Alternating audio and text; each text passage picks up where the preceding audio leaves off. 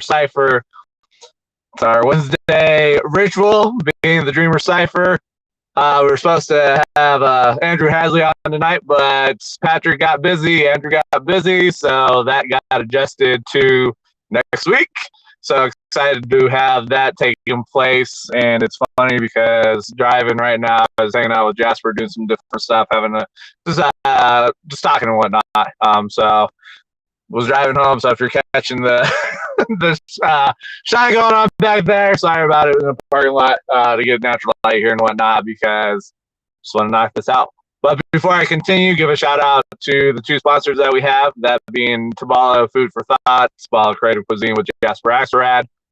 Just grateful for what Jasper does with Tabala Creative Cuisine and Food for Thought, highlighting, showing out, and helping get the message and the story shared of the local businesses here in Colorado Springs. And then we have Miss Sherry with the Chicken Coop, and cannot say enough of what Miss Sherry and the Chicken Coop provide, what they do for the community. And Miss Sherry just has a big vision, a big goal when it comes to the community. So she's very community driven, focus on the community and really giving back and helping out and whatnot. So very, very grateful for it. But it is interesting, the fact that how many of you are showing up and having real conversations, having true conversations. Met with a good friend of mine today, and it was just very interesting just to be there and just to have somebody open up and have a real conversation. It's a powerful thing when that takes place and conversations take place, and just having the real talk and just being real. But he had brought up the fact, he's like, you know what, I'm very jealous of what you and Patrick do. And I was like, man, I was like, what are you jealous about? And he's like, just having and going out here and having the conversations, having the talks with individuals, and bringing people on to share their message, to share their story, and just having the conversations. And so it is one of those things that it does come into play where it's just allowing people to have the space, the opportunity to share their message, to share their hearts, and getting out there and showcasing who they truly are, who this person is behind the business, behind the endeavor, whatever it may be. And it's a beautiful thing to really see that take place, and people get excited to come on and share their message and understand that they have a spot, that no judgments. You come on, let's have a conversation, and let's share away and inspire individuals, because you don't know what you may say. You don't know what your gift that has occurred in the struggle, what that can do for somebody. And so it is the ability to, are you showing up and playing big? Or are you showing up as your true self? And excited just to kind of see what's taking place for Amber here and what's happening for Amber Hardy. We had her on a couple of weeks ago, and it's a beautiful thing. Really, when people have that clicking point where they throw caution to the wind and they're like, screw it, I'm just going to show up, play big, and share my message, and just be true to myself. Just be me and let people see me for me. Doesn't matter. And it goes into the fact of, you can't be fearful to repel the few to attract the many, because if you're fearful to go and maybe repel people that you want in your life, but maybe they don't fit you well, or the energy piece, they just come in and they suck the energy out of you and you feel drained when you're around them. And if you repel them, that's cool. Like that's probably something that needs to take place, needs to happen, is that repelling piece. Make sure that you're managing your energy, because your biggest asset is you as an individual, and that energy that you bring to other people, the energy that you bring to the situation, and what you could do for somebody by showing up and just being yourself. And so it is beautiful to really have that opportunity to really share and just be real, be who you're meant to be, show up and just play big. Because we got too many people that will not show up and not play big and not be themselves because of XYZ. And I understand it can be tough because you don't want that piece of potentially being judged. But once you can get past that fact of you're judged 100% of the time, 98, I think it's like 85%. I'm not for sure. Don't quote me on this. I don't go grab the statistics on this, but I would say 85% of the judging that happens is yourself judging yourself. And you're allowing that judgment of you as the individual to hold you back. You're letting that fear of, man, what is this person going to think about me? What is this person going to say? And it needs to be the fact of, what can my message do for somebody else? And it's a unique thing because I met with Lana today. Great individual. What she does is a beautiful thing. And I had shared this idea that I had heard going through your Message Matters challenge. And it was Richard Love, I think. He had spoken on the fact that instead of thinking of it as a performance and having that fear of being judged because you look at it as a performance, think about what you have as a gift that's meant to be shared. And so that is one of those things that if you look at it, that outlook is going to be completely different when you think about, I am the gift that is meant to be shared. And you'll probably be like, man, that's kind of crazy, egotistical, potentially, that I'm going to look at myself as a gift. But if you get in that mindset and you understand that you have a gift to give somebody and it's not a performance, you're not up here being judged, you have a gift to give somebody else that could be that necessary blessing for their life, man, it's huge just to understand the power of your message, to understand that there's somebody out there in the world that needs to hear your message for whatever reason. And it may not be just one person, it may be multiple people. And that's the beautiful thing, that if you have a message that you believe is just ordinary, man, you know what? An ordinary story, an ordinary message is going to resonate with a lot more people than the extraordinary. And we have this assumption that the extraordinary, we have to have an extraordinary message to resonate with people. But if people haven't experienced it or they haven't been in some situation where they've had that opportunity to experience that piece, it's going to be hard for them to resonate. And so having those ordinary stories is huge because a lot more people have gone through some sort of ordinary situation, some sort of ordinary whatever it may be, and you just never know. And it's one of those things really to take the time and just showing up. And I would ask, and you'd have to look at yourself and how often are people reaching out just to sit down and have a conversation? How many people are reaching out to you to just be in the presence together? And when you're with individuals, what are you doing when you're with those individuals? Are you creating space? Are you allowing the individuals to show up and be themselves? Or are you coming off potentially as judging, which can be one of the things that maybe you're not trying to judge, but you haven't done enough work, or you haven't done the work yet to show up and not judge.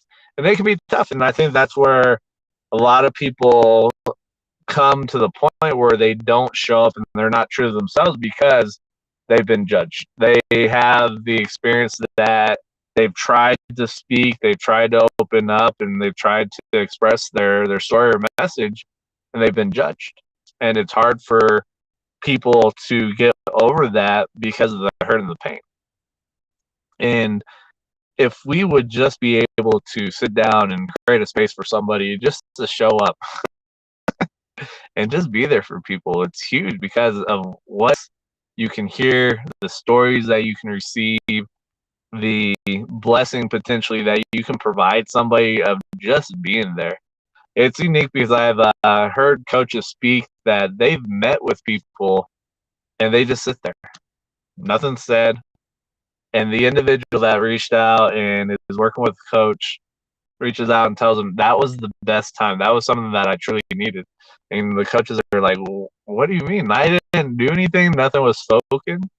But it's just that presence. And it's tough because a lot of times us as individuals don't have the ability or aren't able to create the space for ourselves because we're so busy. And you potentially, if you start giving yourself space, you start have to do that dive. You have to start looking and saying, okay, I accept myself for who I am. I accept myself for the mistakes that were made. I accept myself for the flaws. I accept who I am. And that can be a scary thing because there's stuff that, man, like we beat ourselves up so much over whatever takes place, whatever's happening. And we don't let it go. We let it eat us up. We let it beat us up and beat us down. And we've already been beaten down enough. So why are you going to pile upon yourself instead of giving yourself that space, that grace? Like Patrick talks about, is giving yourself grace. And it's not an easy thing for a lot of people to give themselves grace for whatever reason. And I think one of the things is we are our own worst critics. We are our biggest critic when it comes to who we are. And so you've got to think about it. If you're a critic of yourself, you're pushing that out. And then you're probably finding people that are critical of who you are, critical of what's taking place. But it does go back to the fact of it starts with you. And that can be a tough thing when you think about it. You're like, why is it me? Why does it start with me? Because your thoughts, your feelings dictates everything else. And so it's just one of those big things that you need to take the time and give yourself grace. Accept yourself for who you are. And this goes into one of these things of when you look at yourself, you as the individual, what are your values? And a lot of people have these cookie cutter values that some had provided to their values, and people run with it, but they don't go and do the deep dive. They don't do the questioning and saying, are these truly my values? Are these truly something that aligns with me? Or is there something else out there? And so for me, one of my foundational values, I've got 4 foundational values, but one of them is love. And that love piece, that love value is love for myself, because loving myself, accepting myself for who I am, that bleeds out to everything else. And I would ask you watching this on the replay, on the live, whatever it is, if you're watching this, can you truly look at yourself in the mirror and look at that person that's looking back at you and say, I love you. Thank you for who you are. And if you look and you can't do it, there's no way. Well, I would say, why are you not able to do that? Why can you not do that? Why can you not look at yourself in the mirror and say, I love you? Thank you for who you are. Thank you for flaws, quirks, everything. Thank you for just being you. And think about that, how powerful that would be to be able to look at yourself in the mirror and say, I love you. What that would do for all your other relationships, how you interact with people, how you show up. Because honestly, if you can accept yourself for who you are, you love yourself for who you are, you can give yourself unconditional love. That is going to bleed out to everything else. Your relationships that you have with other people, that's going to bleed out that way. And so it is a powerful thing really to do that work, to do the deep dive and get to that level. But it is one of those things that it does take work. And sometimes you have to get over the obstacles that have, well, not sometimes, but if you got those obstacles, you need to overcome them. You need to be able to climb the mountain. You need to go slay the dragon, whatever it is, and go on your hero's journey, and then be able to look at yourself and say, thank you. I love you for who you are. And I would challenge you that if you look at that as an opportunity to work on yourself, do that for 30 days. And at first, you're like, this is crazy. But for 30 days, just do it for 30 days and start really digging into and falling in love with yourself and telling yourself you love you and really mean it. And forgive yourself for whatever took place, mistakes, anything like that. You got to forgive yourself. Forgiveness is really for you. But I would ask that as a challenge for the next 30 days, be able to look in the mirror and say, I love you.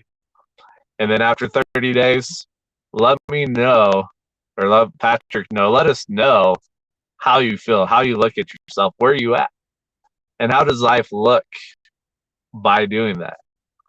I would say probably in 30 days by doing that and really diving deep and believing it, you'll see huge things that will happen. You'll see things that will change, and you'll start seeing life differently. You'll see your relationships in a different light and whatnot. But it's not easy because how much we beat ourselves up, how much society tells us these stupid, idiotic things, whatever it may be. But you've got to remember, you're integral in everything. You're in everything 100% of the time. And so it's up to you. You've got to do it because you can show yourself unconditional love and you set those boundaries. That's huge for all your other relationships and whatnot. So pretty quick, Dreamer Cypher. It's only myself. One of those things that through some assignments, some different things of what I'm doing, really understanding that the long conversations can kind of be tough because people's attention spans are very short. But also I have to understand that there's a message out there. Sometimes we have to have the long talks. We have to have these very long talks because there's multiple things out there that somebody needs to receive. There's different things in the talks that is that nugget that somebody needs to have. And that was an interesting thing. Last thing here, I had done a live with Dr. G and Patrick on Monday. If you haven't seen that, go check it out. But I did bring it up. I was like, man, it is interesting when you do a podcast or you do a live and it's just yourself talking to the phone or the computer, and how I can look back and talk to myself for 45 minutes. It's a unique thing, just because it is a kind of strange when I look at it to be able to sit there and talk for 45 minutes to just myself.